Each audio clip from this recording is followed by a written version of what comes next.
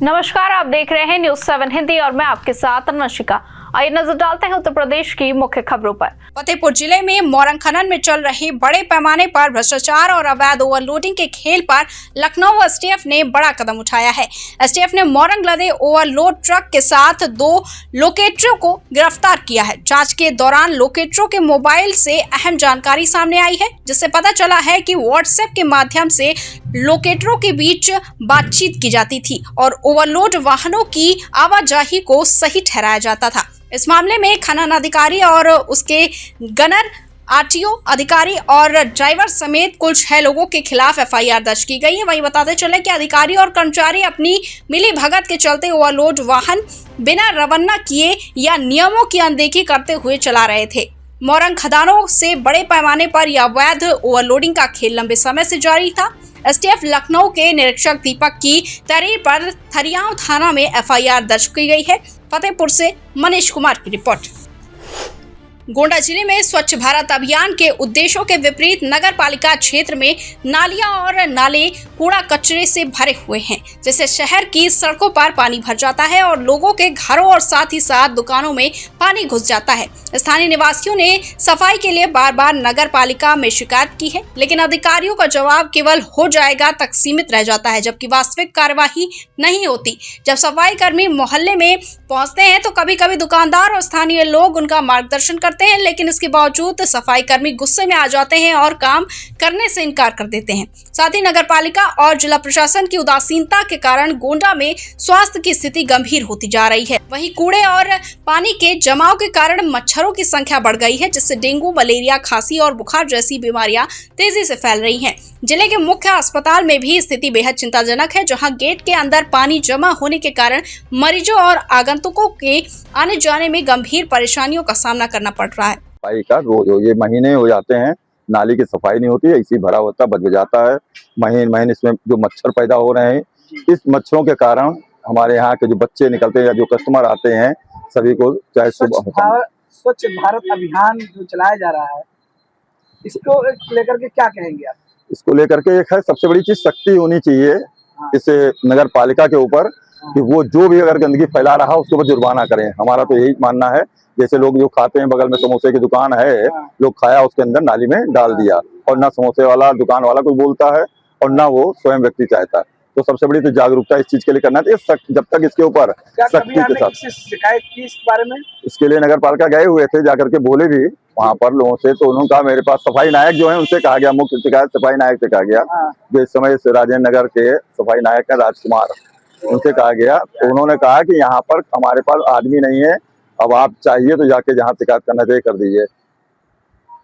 इससे क्या प्रभाव पड़ता है? जिस तरीके से देखा जाता है कि बीमारियां जो बढ़ रही हैं, प्रभाव सबसे बड़ा ये पड़ रहा है कि बीमारियां इससे बढ़ती हैं। साथ साथ में जो मुख्य उद्देश्य है इस सरकार का, सफाई का विशेष अभियान जो है या सफाई हमेशा के लिए स्वच्छ भारत का जो मिशन चल रहा है, उसके ऊपर तो सबसे ज्यादा प्रभाव पड़ता है। लोग हमेशा ये कहते हैं सरकार ऐसी है, वो नहीं करा पा रही, सरकार के ऊपर इसका गलत प्रभाव जा रहा है। गोंडा से सद्दाम हुसैन की रिपोर्ट। गोंडा जिले में एक गंभीर सड़क हादसा उस समय हुआ जब बलरामपुर की ओर जा रही एक ओवरलोडिंग डंपर मशीन ओवरब्रिज पर चढ़ रही थी। साथ ही बताते चले कि इस दौरान एक साइकिल चालक ब्रिज पर आया और उसे बचाने के प्रयास में डंपर साइड में कर दिया गया, जिससे डंपर मशीन ब्रिज के नीचे रेलवे पटरी के पास गिर गया। इस हादसे में डंपर चालक मुकेश जो पांडे गोंडा का रहने वाला है, बताते चले कि गंभीर रूप से वो घायल हो गया है। उसके सिर सहित शरीर के कई हिस्सों में चोटें आई हैं और उसे तुरंत जिला अस्पताल में भर्ती कराया गया। बाद में लखनऊ रेफर कर दिया गया। ये ओवर ब्रिज गोंडा को बलरामपुर, तुलसीपुर, श्रावस्ती और नेपाल से जोड़ता है और लगभग 45 से 50 साल पुराना बताया जा रहा है। समय के साथ ये ब्रिज जर्जर हो चुका है और आधा हिस्सा इसका लटका हुआ है।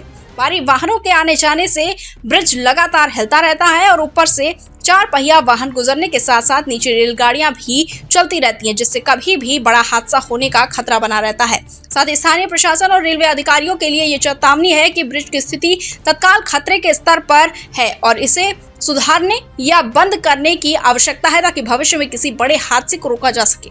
गोंडा से सद्दाम हुसैन की रिपोर्ट। बाराबंकी के टिकैत नगर थाना क्षेत्र स्थित सराय बरई में एक पटाखा फैक्ट्री में भीषण विस्फोट की घटना सामने आई है, जिससे इलाके में हड़कंप मच गया। घटना के तुरंत बाद मौके पर आईजी अयोध्या रेंज प्रवीण कुमार, विधायक रुदौली रामचंद्र यादव, जिलाधिकारी बाराबंकी और पुलिस अधीक्षक अर्पित विजय वर्गीय पहुंचे। विस्फोट के बाद आसपास के इलाके को सुरक्षा कारणों से सील कर दिया गया और फैक्ट्री में लगी आग पर दमकल की टीम ने काबू पाया। घटना में 5 लोग गंभीर रूप से घायल हुए हैं, जिनकी पहचान निर्मल, खालिद, सलमान और कल्लू के रूप में हुई है। घायलों को तत्काल प्राथमिक चिकित्सा हेतु विभिन्न अस्पतालों में भर्ती कराया गया, जिनमें से एक गंभीर रूप से घायल व्यक्ति का जिला अस्पताल में उपचार जारी है। वहीं अधिकारियों ने बताया कि विस्फोट के कारण फैक्ट्री की इमारत और आसपास के क्षेत्र में काफी नुकसान हुआ और पूरे मामले की जांच शुरू कर दी गई है। पहली चीज ये है कि एक लाइसेंसी थे जिनको मैन्युफैक्चरिंग का लाइसेंस भी है 15 किलो तक की आतिशबाजी का, जो भंडारण के अलावा जो एक लाइसेंसी होता है विनिर्माण का, वो भी इनके पास था। यहाँ बनाने के लिए आतिशबाजी का बनाने का कार्यक्रम करते थे। उसी परिप्रेक्ष्य में यहाँ पर अब किस तरह से हुआ है वो हमारी डिटेल फॉरेंसिक टीम इस पर जांच कर रही है कि वास्तव में हुआ कैसे है, धूम्रपान के कारण हुआ है, किसी अन्य कारण से हुआ, ये सारी चीज़ें देखी जाएंगी। परंतु वहाँ पर 2 लोगों की इसमें दुखद मृत्यु हुई है और बाकी 5 लोगों को जो घायल थे उनको विभिन्न अस्पतालों में भेजा गया है। हमारी पहली प्राथमिकता इस बात की है कि जो रिलीफ और रेस्क्यू जो थे वो उसको कराया जाए।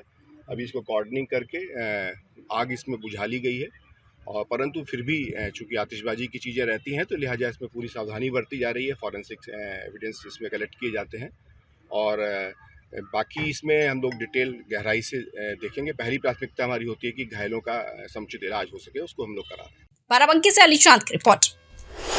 गोड्डा जिला अस्पताल से एक बार फिर चौंकाने वाली और गंभीर लापरवाही का मामला सामने आया है, जहां मोर्चे में रखे एक शव से आंख गायब होने का सनसनीखेज आरोप लगाया गया है। जानकारी के अनुसार कर्नलगंज के एक स्कूल में शटरिंग का काम करते समय कौशलेंद्र नामक युवक गंभीर रूप से घायल हो गया था और जिला अस्पताल लाते समय उसकी मौत हो गई थी, जिसके बाद उसके शव को अस्पताल की मोर्चरी में रख दिया गया था। लेकिन जब परिजन अंतिम संस्कार के लिए शव लेने पहुंचे तो उन्होंने देखा कि शव की एक आंख गायब थी। मृतक के बड़े भाई कृष्ण कुमार सिंह का कहना है कि जब शव मोर्चरी में रखा गया था तब उसकी दोनों आंखें सही थी, लेकिन बाद में एक आंख नहीं मिली, जिससे परिजनों ने गोंडा मेडिकल कॉलेज और अस्पताल के कुछ कर्मचारियों पर गंभीर संदेह व्यक्त किया है। परिवार का आरोप है कि मेडिकल कॉलेज शुरू होने के बाद से अस्पताल में लगातार दर्दनाक और संदिग्ध घटनाएं सामने आ रही हैं, जिससे मानव अंगों की अवैध तस्करी जैसी आशंकाएं और भी मजबूत हो रही हैं। हालांकि ये आरोप अभी जांच के दायरे में है, लेकिन घटना ने जिले की स्वास्थ्य व्यवस्था और मोर्चरी सुरक्षा पर बड़े सवाल खड़े कर दिए हैं